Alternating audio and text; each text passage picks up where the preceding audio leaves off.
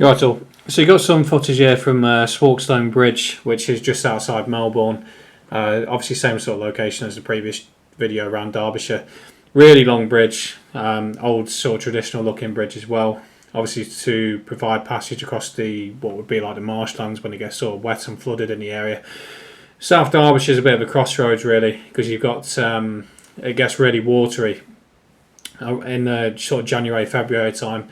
There's a lady I was speaking to around the area during that period, and she gave me a brilliant idea that when it gets flooded around Repton, sort of January, February time, it'd be great to get the drone up around the area, maybe even around Swarkestone Bridge again. Get some good video footage and photos from that sort of time. The drone is a recent thing. I'm only like 4 or 5 flights in now, and I've had the drone. It's a DJI Mini, so it's under 250 grams, so you can kind of fly over people as far as the manual says anyway. Within reason, within common sense. I must admit, I did have it flying up recently, and it lost signal, which is something I'm still kind of getting to terms with. It just kind of randomly loses its signal, and it decided to crash land. It just went off on its own direction into the top of a tree and then gradually came bumbling down. I might upload the footage. I'm still a bit iffy about it. Like, there was nothing I could do. It just went off on its own path. Like a bloody bird had taken over it. I actually thought a bird had hit it the way it went off, but still. So there is some extra footage in there. So my original intentions was to capture the bridge because there wasn't any other way to get a really good photo of the bridge, and it is impressive how long it is. So the only solution really was to get the drone up. I've got the equipment now, and I'm fairly confident how to use it at last as well. And it provides an extra way of seeing things that we wouldn't normally see on the ground level. So that's it really. So with that, when I was sort of mid-flight, there was like a flatbed come past me, and I'm obviously curious what I was up to. Stood there looking at me phone with the antennas sticking out of the remote control, and he asked me to fly over his property. So if you come across this video, I did as you wished, and whatever you wanted to look at, maybe you just wanted to see a bit of aerial footage of your own sort of area.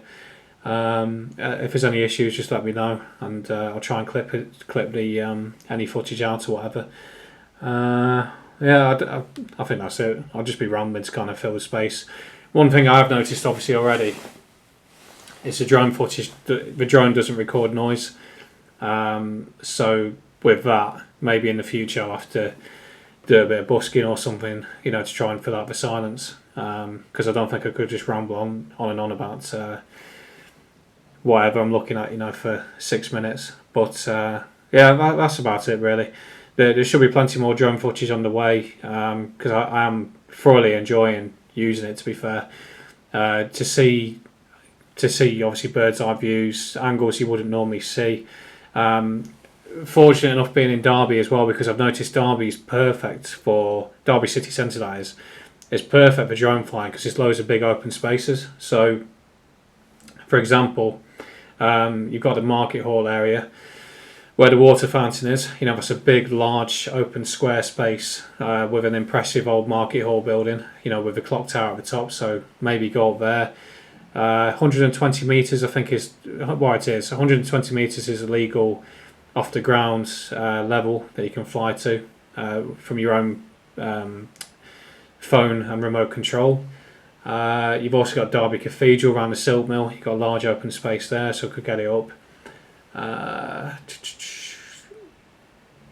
I think that's about it really, to be fair. Them two spaces are quite good though for getting to grips with it all. But yeah, there should be plenty more drone footage. I did inquire when I was down in London whether I could do it there, because but apparently the whole of Westminster is like a no-go fly zone, because of terrorism and so on, and that's what the police advised me on.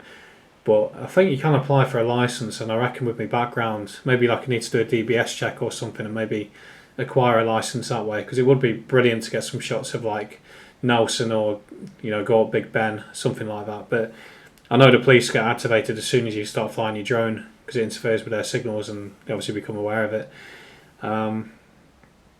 yeah, so something new to the channel anyway. Introduction to drone flying. Yeah, so that's it. Cheers.